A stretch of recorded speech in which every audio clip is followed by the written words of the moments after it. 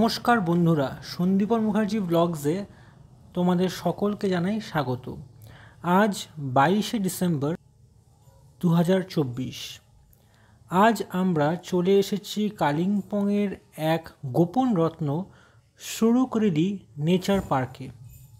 Guide হিসাবে আমি সন্দীপন আজ তোমাদের দেখাবো এই সুন্দর প্রাকৃতিক স্পটের চমৎকার মুহূর্তগুলো।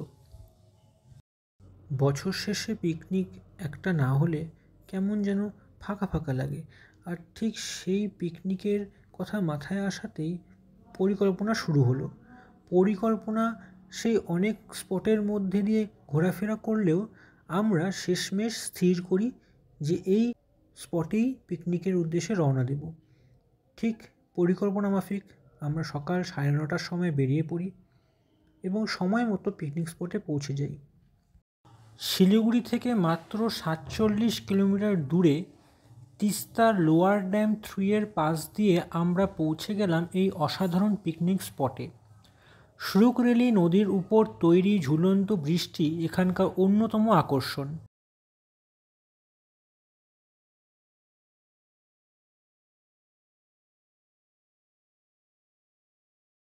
প্রথমে একটু ভয় লাগলেও ধীরে ধীরে মনে হবে যেন প্রকৃতির সঙ্গে একাত্ম হয়ে গেছি।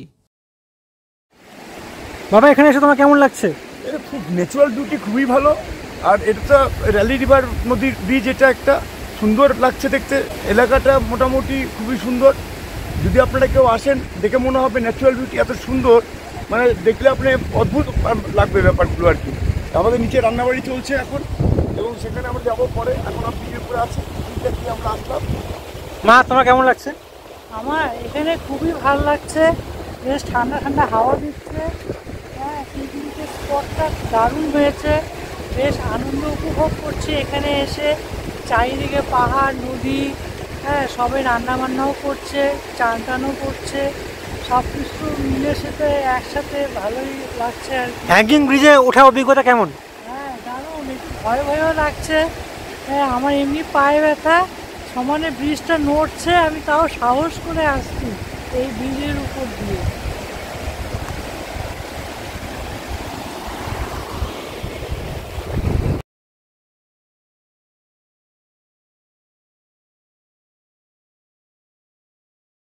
রান্নাবাড়ি লোকে করছে, ভাই টিফিন সাজিয়ে দিচ্ছে এখন।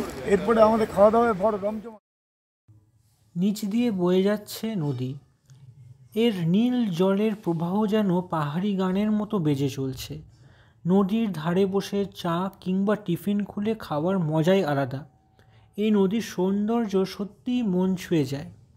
তবে দর্শক বন্ধুদের অনুরোধ করব, আপনারা এই স্পটে এলে যত্রতত্র নোংরা ফেলে পরিবেশটাকে নোংরা করবেন না। এই সুন্দর পিকনিক স্পটটি সুরুকরেলি ট্যুরিজম ওয়েলফেয়ার সোসাইটির যত্নে গড়ে উঠেছে। কাছে পিঠে বেশ কিছু হোমস্টে আগে গজিয়ে উঠলেও বর্তমানে সেগুলি এখন দেখা যাচ্ছে না। তবে এখানে প্রকৃতির মাঝে হাঁটতে হাঁটতে সময় কেটে যাবে নিমেষের মধ্যে। বন্ধু বা পরিবারের সঙ্গে পিকনিকের জন্য এর চেয়ে ভালো জায়গা কী বা হতে পারে? খোলা জায়গা, বাচ্চাদের খেলার জন্য যথেষ্ট পর্যাপ্ত জায়গা, আর তার সাথে নদীর এই কলরব, প্রিয়জনদের সাথে বসে থেকে গল্প করার মতো এক মনোরম পরিবেশ। এই পিকনিক স্পট সম্বন্ধে একটা কথাই বলবো, যে এই জায়গায় এলে প্রকৃতির সঙ্গে মনের বন্ধন আরও দৃঢ় হয়ে উঠবে। যদি শিলিগুড়ির ধারে কাছে থাকো বা শিলিগুড়িতেই থাকো, তবে চলে আসো একবার সুরুকরেলি নেচার পার্কে।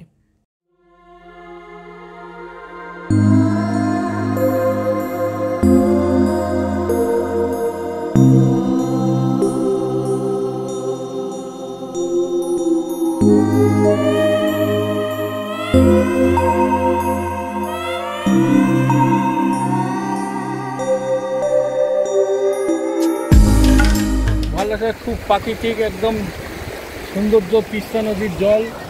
এটা একটা picnic spot, Siliguri, near Siliguri. আপনারা আসুন, দেখুন, খুব সুন্দর লাগবে। চানও করতে পারবেন, জলের স্রোতও সেরকম কম।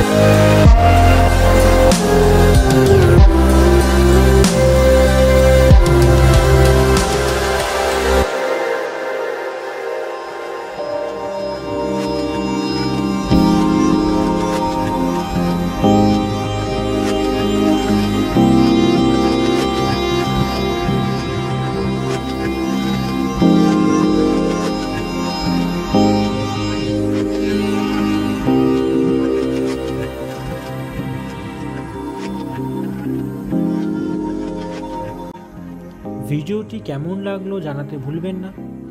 আমাদের চ্যানেল সাবস্ক্রাইব করুন এবং নোটিফিকেশন অন রাখুন, যাতে এরকম আরও সুন্দর জায়গার গল্প আপনাদের সঙ্গে ভাগ করে নিতে পারি। দেখা হবে পরের কোনো এক ব্লগে। ধন্যবাদ।